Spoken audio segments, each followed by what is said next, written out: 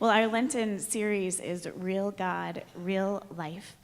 And what we are doing during this Lent is asking members of Easter who have real life experiences that are related to the scripture that we're reading to speak. And so this evening we have the great joy of welcoming, I will totally murder your name and I'm sorry, Imad, is that good? Nijim. No? Yeah? So come on up. Imad is the Easter member, and he's married to Angela, and they have two beautiful children who are all here with us tonight. And I met Imad a few years ago in the narthex after worship, and we started talking, and he has an accent. So, of course, I said, so where are you from? And he told me he's from Israel, from Palestine. And we started talking because I had a wonderful opportunity to go to Palestine when I was in college, and the places that he was telling me about and the way he grew up was something I had experienced firsthand. And so when this text came up where Jesus is lamenting over Jerusalem, Jerusalem, Jerusalem, how I have longed to gather you together, I thought, I bet Imad has a few things to say about that. So welcome. Thank you for being here tonight. Thank you. Can you hear me okay? All right. Yeah, thanks for having me, and I'm here to share my story growing up in Jerusalem and Palestine. I moved actually to the States a couple of decades ago, and we lived in California for a long time. And we moved to Minneapolis area about 5 years ago, and we've been coming to Easter ever since. And this is the first time we're at a Wednesday service, so it's going to confuse the rest of my week. But I'm happy to be here. That exchange is quite common. A lot of people, when we start talking, they hear my name or they hear the accent, they ask me where I'm from.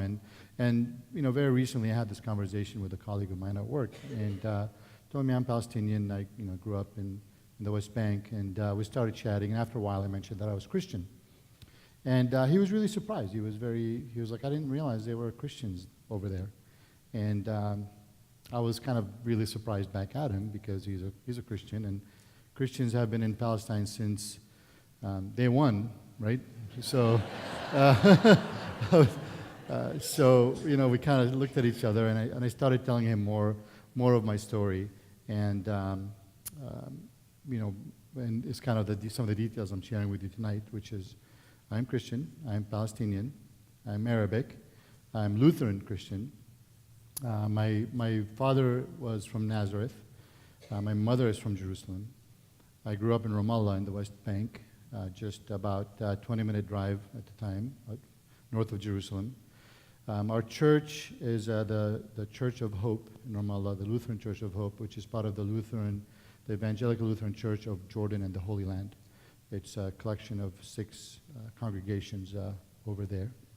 And, our conversation continued, and I kept telling him about my upbringing and how the West Bank is really the West Bank of the Jordan River, where Jesus was baptized, which is 10 minutes outside of Jericho, which is a great place to visit in the winter because it's always warm in Jericho.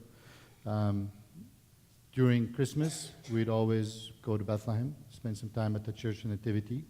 The whole city would turn into a big Christmas celebration. And, of course, Jerusalem tops the list in terms of destinations for Christians, in terms of the number of sites and the relevance to Christianity. And as the conversation unfolded, he would just kind of staring at me with this kind of grin and amazement. And finally, to him, I realized I was talking about these cities, which he said to him were kind of mythical and mystical in status. And I was kind of throwing out these names so casually, just like to him, I was talking about Asgard or Atlantis the same way he would talk about Bloomington or Burnsville. And it was kind of an interesting kind of awareness of each other's background.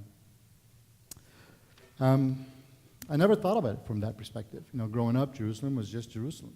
I never thought of it as anything, from that perspective. So going to Jerusalem was just normal. We'd go to Jerusalem all the time. My father worked there, so we went there a lot. We had some relatives there.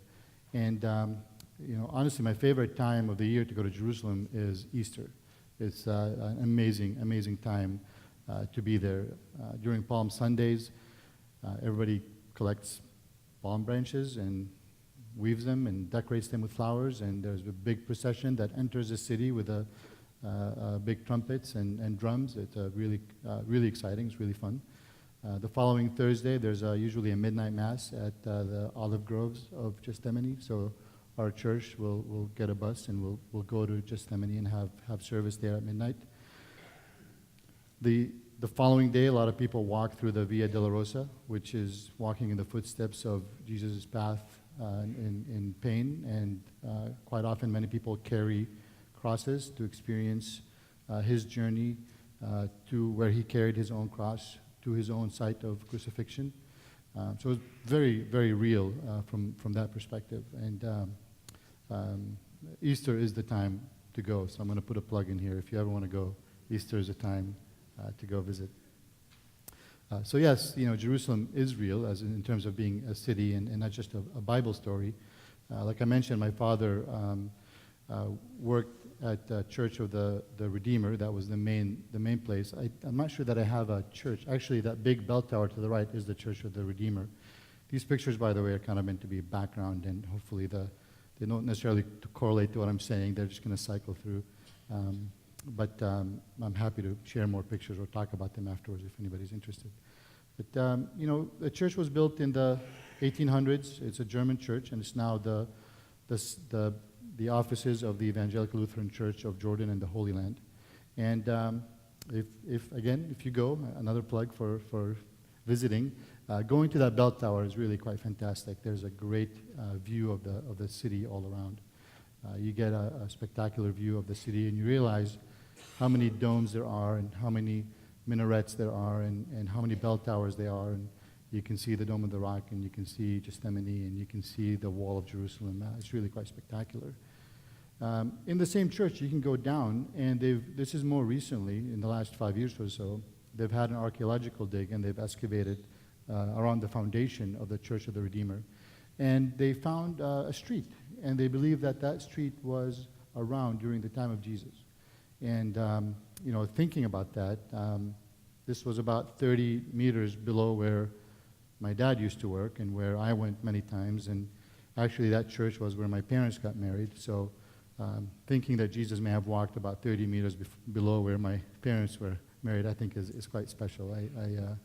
When I made that connection for my talk tonight, it made me smile. But across the street from the Church of the Redeemer is a Russian Orthodox church of Saint Alexander Nevsky, I think is how it's pronounced. And it's very easy to miss. It's just a door on the side of the building. But inside of there is an old chunk of the wall of Jerusalem. And that is believed also to be the original wall during the time of Jesus. The current city, the old city with the wall, has been attacked and destroyed and rebuilt a few times. The current old city wall is about 600 years old.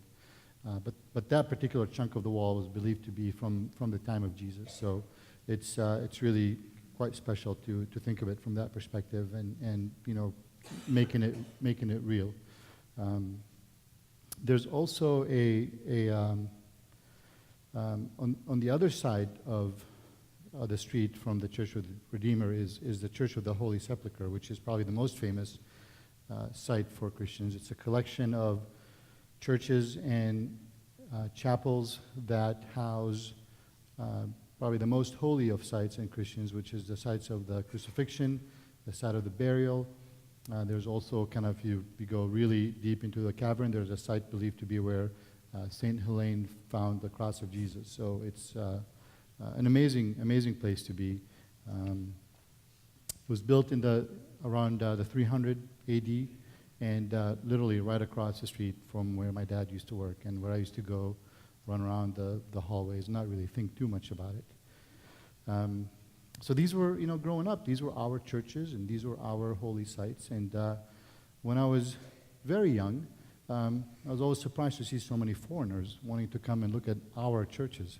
And, later into my teens, I kind of realized what a pilgrimage is. And, that kind of sense of surprise became a sense of pride of welcoming and hosting pilgrims from all over the place, Sweden, Denmark, Ethiopia, a lot of Russians, Americans, Germans, people from all over the world came, and that realization was really fun to go through, and became much more engaged with the broader community of pilgrims that go to Jerusalem. Unfortunately, things are different now, and Jerusalem is really out of reach for a lot of Palestinian Christians. And I know too well what kind of Jesus was thinking in terms of the lament of Jerusalem that we just read about. And, you know, Jerusalem, O Jerusalem, the city that kills the prophets and stones those who are sent to it. It's really one of very few times in the Bible where we hear anger in the voice of Jesus, and quite a bit of frustration. And the political situation in the Middle East is perpetually devolving. You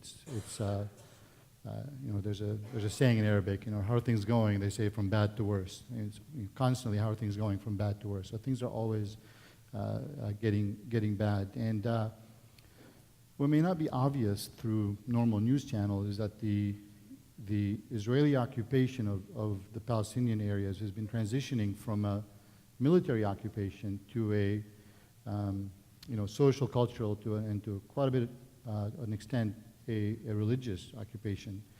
And what I mean by that is that every year it's getting harder and harder for Christian Palestinians to reach those holy sites that are near and dear to every Christian's heart worldwide, and especially people that consider them our churches. So it's, you know, what used to be a short drive for me, and a 20-minute cab ride to Jerusalem it became an hour drive with 2 or 3 checkpoints, and more difficult to get there. Nowadays, you have to get a special permit, and quite often you can only get the special permit if the church officials apply on your behalf as a Christian to be able to go to Jerusalem from Ramallah, which is really quite near. So it's a little bit frustrating from a day-to-day life. But that becomes magnified during Easter. I immigrated to the U.S. and became a citizen in 1989. And today, it is much easier for you as an American to go to Jerusalem than it is for me, also as an American, to go to Jerusalem. An American citizen want to go visit Jerusalem, you get on a plane, you would land in the Tel Aviv airport, and you take a taxi for about an hour, and you'll be in Jerusalem. For me, I have to go to Amman, Jordan, then take an hour cab ride to the border on the Jericho side, get a special permit to cross the King Hussein Alembi Bridge. I have to go through 3 checkpoints, a Jordanian one, an Israeli one, and a Palestinian one. And then I have to go take another cab ride, about 45 minutes to Ramallah, where I would go apply for a permit to get into Jerusalem. And once I get it, I would go to the wall of security separating the West Bank from the rest of Palestine or Israel, and hope that the lines are not too long, and hope that the permit is accepted, and then walk across to the other side and take a different cab that's permitted to operate on the other side of the wall, and then take an hour cab ride to Jerusalem. So if we both left Egan today to go to Jerusalem, you'll be there probably 3 days before me or 4 days before me, if I ever get there. So it's really quite frustrating.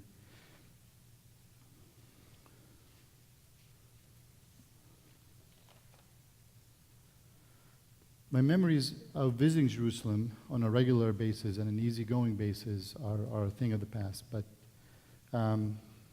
my faith and the faith of all Palestinian Christians is often tested from that perspective.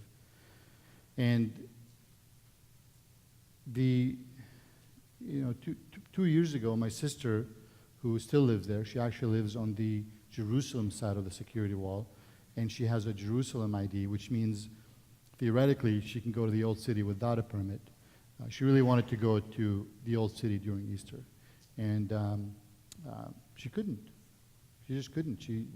There's a lot of, every year around Easter, the streets of the Old Cities are flooded with Israeli army patrols, and barricades are put up in the name of security, and access to these holy sites during Easter is impossible. That particular year, 2 years ago, she was determined, and there was a big push in the community to get to Jerusalem, and a lot of churches got together.